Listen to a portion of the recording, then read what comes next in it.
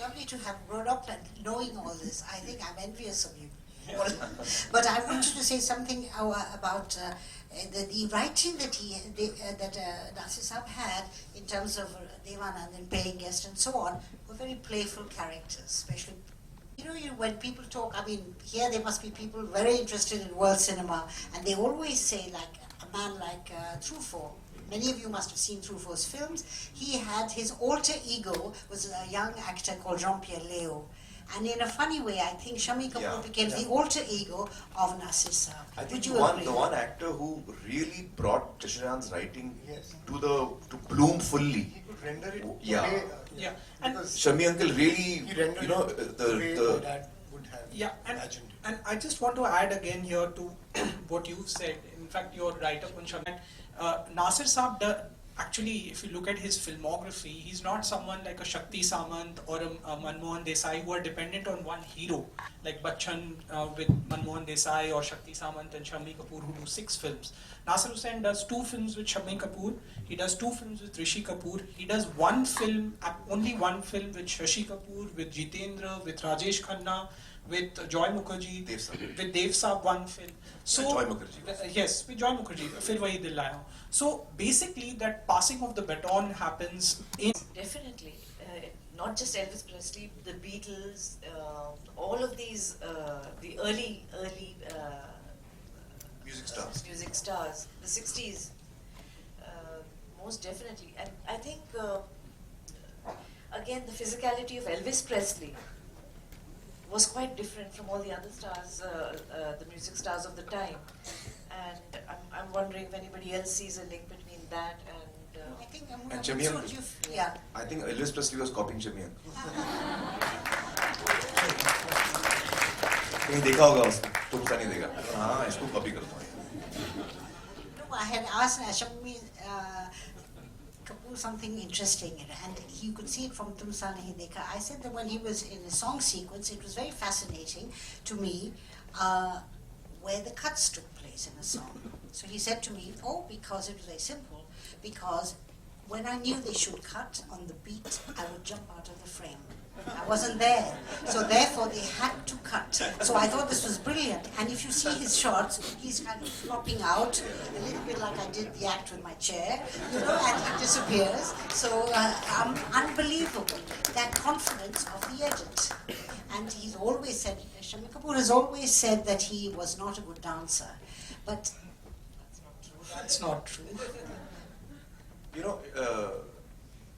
I mean, I spent a lot of time with Shami uncle. And he, when I got to know him properly and was spending a lot of time with him, by then he was a very loving, warm, person. But he told me that, in my youth I was really bratish. And, abhi jo aaj ki brats hain, he would put them to shame. That's how bratish he was. He's told me a lot of stories which I'm not going to repeat over here. But, so I can imagine him, I mean, the combination of him at his, peak of brattiness with Jasharan and the two of them, working together. Yeah, I just want to say something about that, because we're talking so much about Shami uncle and dad. I think that a lot of what my dad was as a character inside, but which he wrote, but he didn't do himself physically. I think that he saw that Shami uncle had that. So for instance, not every evening, quite often when Shami uncle came over home, I remember in the evenings, and this used to be very late, and I used to be very small and wanting to go to sleep, but too excited to go to sleep because all the grown-ups are there playing all this exciting music. I don't know if you remember this, but Dad would put the music on, but he wouldn't dance. Shami uncle was the one who was dancing. And this would be in that little bedroom of ours, parents' bedroom, because just next door is my dad's mom and aunts and all of that, and couldn't make too much noise also. But this is what he used to be doing, and so I saw Dad as providing the sound and the music, And The rhythm, really. yeah, but it was not. He was never the one who Personified. Yes. But I think we've forgotten one night when we didn't dance normally. But one night he played, there was a Punjabi folk song. You remember that?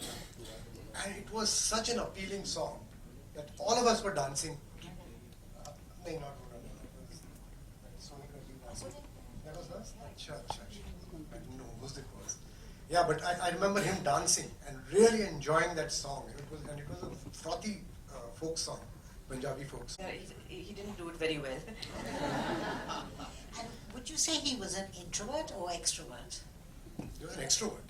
He was an extrovert. He would hold, like in a party or in a sitting, he would be the center of repartees, But with his humor, words. narrative, yeah. With his words. Yeah. And we talked a lot about He was Mansoor. a very charming character. Very charming. He had, he had very intense eyes, and he was a very winning personality, and very funny. He was very funny. We talked a lot about Mansoor's work and, of course, Aamir's. Nusrat, did he ever guide you in terms of what you should do in life? Did he think you should work in films? Never. You remember, we were the generation that didn't think it was a good thing to work in films, and especially women. So there was no question about me doing anything with the movies. It would never have occurred to my father, and it didn't occur to me. So I did my, I went to school, I went to college, and at a certain point, like Mansoor, ghoom phir ke I came back to the films, but just very minimally at the time of QSQT. So Nusrat, Mansoor, me and Shahjahan, the four of us worked on that script. And so Nusrat was involved in the writing of a number of scripts, including Raat, by the way. Ask your wife. Who's laughing? Okay. But I know the inside jokes. So, yeah, but that was just a little bit. did you argue about language and dialogue? On the mic. Oh, sorry. Yeah, for QSQT we all worked together. Aamir and Nusrat's main job was to resolve the Conflict. The conflict between my dad and me. Actually, what happened, I'll tell you, QSQT was being directed by Shahjahan. And Mansoor was writing Jo Jeeta at that time, as his first film. So then at one point when the script was complete, Shahjahan fell ill and he had to go through an operation and all, bypass. So he was not in a position to direct the film. He couldn't take the strain of directing a film so quickly after the operation. So he told Mansoor कि भाई तुम अपने script के साथ struggle कर रहे हो, ये हमारी रेडी है, तुम सुन लो, अगर अच्छी लगे तो तुम ये बना लो पहले. So Mansoor said okay, he heard the script and he said yeah, I like it and I want to do it. But I might need a few changes in the script.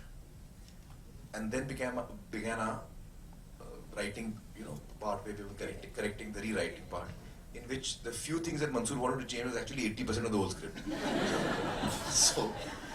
So while the story remained the same, but and I remember that when Mansoor was not the director and Nusrat and I was working with Shahjahan, Nusrat and I would keep fighting with him about the way that because we were coming from a different generation and we were thinking differently, and we kept fighting with him, but he was a director. So ultimately Nusrat and I used to give in. Okay, now he's not listening to us and he obviously knows what he wants and he's a director, so he would write as per his requirement and guidance. When Mansoor came in, we were like, yes! Suddenly we had, so the three of us used to be against him. So Shahjahan used to be, तुम लोग इतनी बड़ी गलती कर रहे हो, तुमको पता नहीं तुम लोग क्या कर रहे हो, पागल हो गया तुम लोग. So he used to get really upset with us. But then he would, he went along because now he also realized that now the director is Mansoor and we have to all work towards, Mansoor's requirement. But his guidance, at that time when we would argue, I had vague ideas in my mind, like this scene shouldn't be like this. So you would say, but what should it be like? You can't just say, this is too boring, this is that. And I'd come up with quite wacko ideas.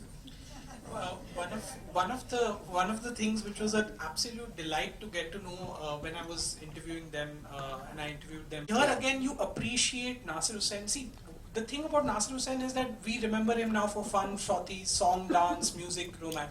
But he was a man of letters. So he calls them one day, apparently, this is the story that they told me, that he calls them one day and he says, look, I think I've got the right title. Just hear me out, be patient, give it just listen to it, digest it for a minute.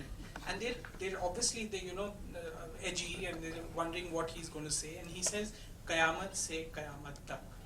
And But once you had Actually, you know what? Now I'm remembering slightly. I remember that in English we used to say that titles for this film should be something like, see, Nafrat ke baare se I used to always feel कि यार बहुत ही मतलब गाना type का है नफरत के बारे से, it sounds very strange, too obvious. So one of the titles, if you remember, we used to discuss was From Here to Eternity. इसमें ऐसा कुछ feel होना चाहिए, From Here to Eternity. And that is when Cheshire said Qayamat se Qayamat tak. Yeah, that makes sense. Yeah. The duck and from here to and yeah. just on the other hand, like Mansoor told me this, Jo Jeeta Wahi Sikandar, which is Nasir Saab produced and essentially wrote the dialogues for that film. Mansoor used to give Nasir Saab a lot of the dialogues in English. Am I right? Okay. But again, the beauty of the man, that he's not just merely because translation, as you know, it's you're translating cultures. So Intention. Yes. So he gave him the title that it should be. And see, I'll tell you, it was very difficult for me to work with Majru Saab after he's used to working with my dad, who was a literature, sort of Urdu literature person.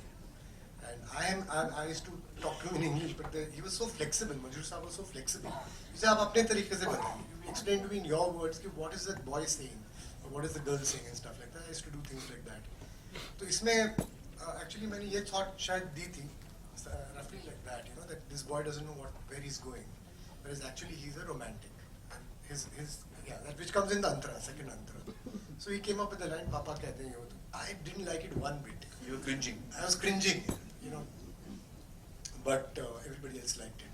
It's an interesting line because, I mean, psychologically, it really is seeking the approval of the dad. Yeah. Which you said earlier on in our conversation. Yeah.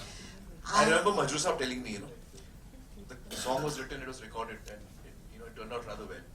So we were sitting in Lime around that time, I think, and Majru Saab telling me, "Beta, देखो गाना तो बड़ा अच्छा है, अब तुम्हारे ऊपर है तो कैसे करो?"